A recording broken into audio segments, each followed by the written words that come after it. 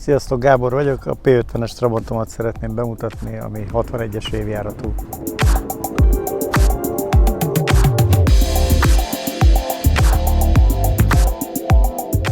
Tulajdonképpen nem hobbiautózásról van szó, hanem ugye én 1989-ben raktam le a jogosítványt, és a szüleimnek akkor egy Trabantjuk volt, ami egy régi gömb, ugyanilyen P50-es Trabant volt, és akkor arra már rá volt építve egy 601-es karosszéria, elég fura módon, és én azon tanultam vezetni.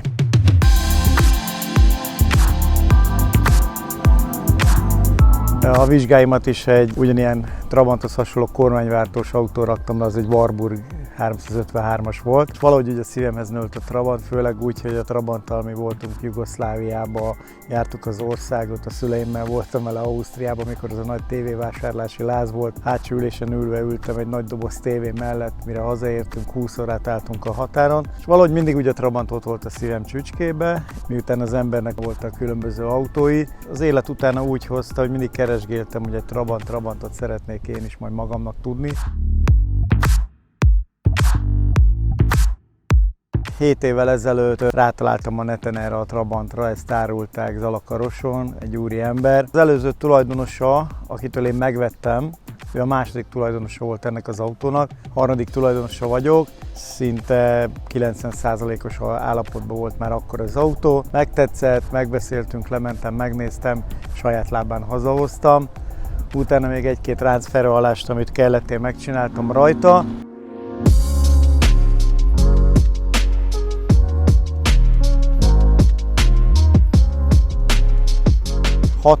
harmadikon 8-án jött le a futószalagról Cvikauba. Megvan az eredeti certifikátja a Trabantnak, ezt meg is tudom majd mutatni, ami tollal van aláírva még, hogy mikor lejött a gyárból annak a minőségi lapja tulajdonképpen az autónak.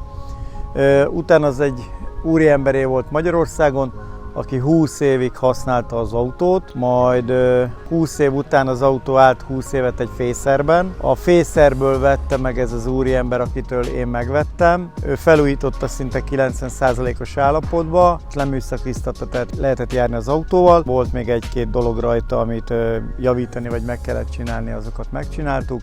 Illetve megcsináltam rajta ezt a napellenzőt, a kis fültjét, ezt külön tudtam hozzá szerezni, ezt vartam rá.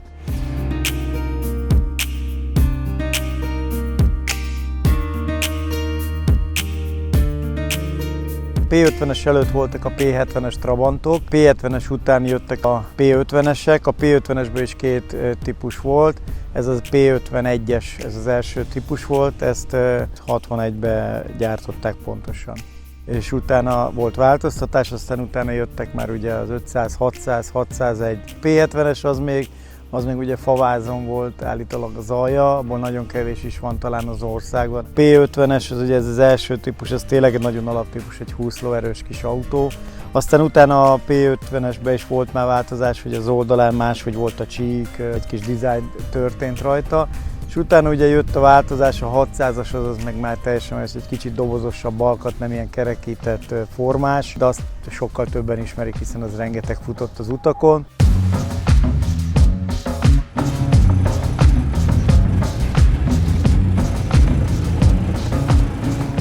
Ez egy nagyon alap kétütemű motor, a legelején van egy léghűtéses a motorja, tehát tulajdonképp a motorba történtek csak változások a 601-esbe, ugye azt hiszem az 26 lóerős lett utána már, bár ő nem tudom, hogy most hány lóerőske lehet, de a 20-at nem hiszem, hogy most már viszi. Mikor kijöttek a gyárból, ezek egy 20 lóerős, bármilyen furcsán hangzik a mai világban, egy 20 lóerős motor hajtotta ezt a karosszériát, illetve ha 4 fő ült benne, akkor a 4 fővel, és bármilyen meglepő vitte is.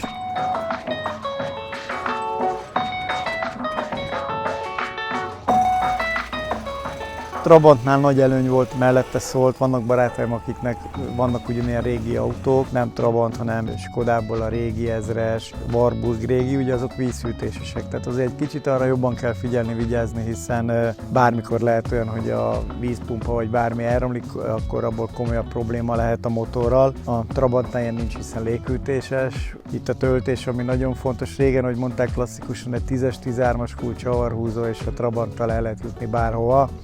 Ezt én is tapasztalom, épp hétvégén is voltunk vele a feleségemmel autókezni a Dunakanyarban, és Pilismaróton megállt az autó, a nejem megijedt, hogy hú, most hogy jutunk haza, mondom sehogy, mert a csomagtartóban van az üzemanyag, mindjárt töltök bele és megyünk tovább, mert ugye nem figyeltem otthon éppen, bár szoktam, hogy mennyi üzemanyag van a tankjába, és kifogyott. Ugye ebben nincs visszajelző, hogy az üzemanyagnál ez is nagyon fontos. Ugye ejtőtartályos az üzemanyag tartálya, ez elől van a motor felett az üzemanyag tankja. Egy pácikával kell benne nézni, hogy mennyi éppen az üzemanyag. Ugye a benzincsapot lehet benne állítani kifogyó, akkor van egy jelző, hogy tartalékállásba elfordítunk, hát nekem tartalékállásom volt, ezért fogyott ki. Mert ha normálisan főállásban van a nyitókája, akkor nagyon egyértelmű a dolog, ha megáll a kocsi, akkor csak át kell kapcsolni tartalékra, és még akkor tud vele az ember közlekedni. Akkor van baj, ha tartalékom fogy ki, mert akkor tankolni kell bele.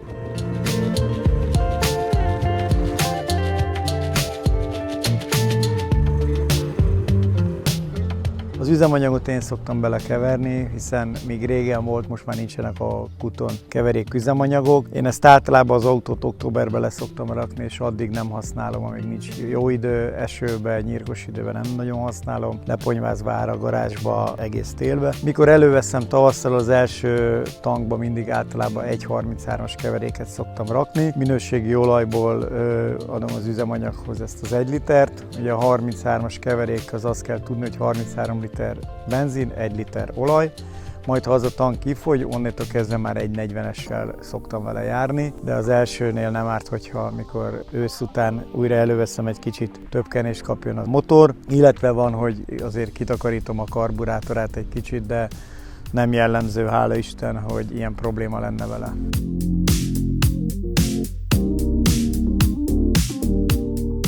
Azért van nagyon sok alkatrészem hozzá, nagyon sok kormányművem is van, lengéscsillapító is, tehát sok minden van hozzá. Illetve vannak speciális alkatrészek, amit nagyon nehéz hozzá beszerezni, mert mondjuk nincs már kereskedelmi forgalomban Magyarországon, de van egy német oldal, ahonnét ezeket be lehet szerezni.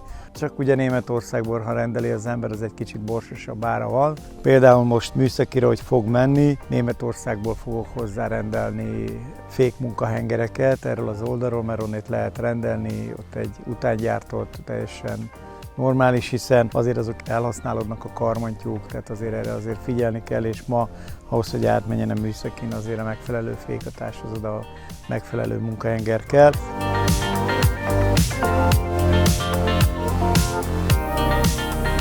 Én azt gondolom, hogy más egyéb dolgokra költi a pénzét. Más hobbija van, akár egy doboz cigarettát veszünk, vagy valami. Én mondjuk, aki egy hónapban elkölt cigarettára összeget, abból tudok venni mondjuk 2 munkahengert, tehát nem dohányzok. Én így szoktam ezeket a dolgokat nézni. Nekem ez a hobbim, úgyhogy én ezeket szoktam követni és csinálni. A jövő évben tervezek rajta egy kicsit nagyobb generált majd. Alulról néztem már azért a hattyúnyat, meg 1-2 dologra majd most egy kicsi munkát igényel, hogy helyre pofozzam. Most úgy nézegetem az autókat, mert még egy Warburgot, amin vizsgáztam valamikor, egy olyat azért szeretnék majd beszerezni. Semmilyen más hobbi autóm nem volt, illetve motorjaim vannak régebbiek, Simpson Sürlén van, régi Schwarblim van, Rigán van, úgyhogy, de nem vagyok az a klasszikus nagy gyűjtő, tehát ez ugye szívemhez nőtt, és azóta ezt babusgatom, és ezzel járok.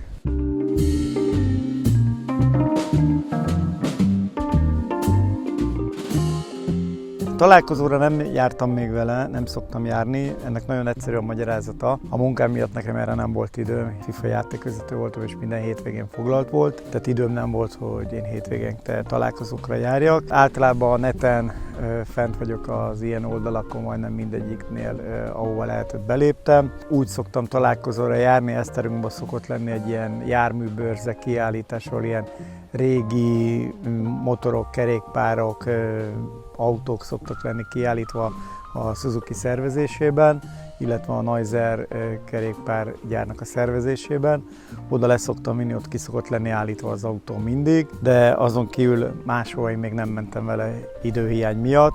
De a jövőbeli tervem az valóban, hogy most már, hogy van idő, meg nem vagyok aktív a pályán, ezért lesznek hétvégén ideim, és remélem elmúlik ez a pandémiás helyzet, és újra lesznek ilyen találkozók. akkor természetesen én is szeretnék vele elmenni.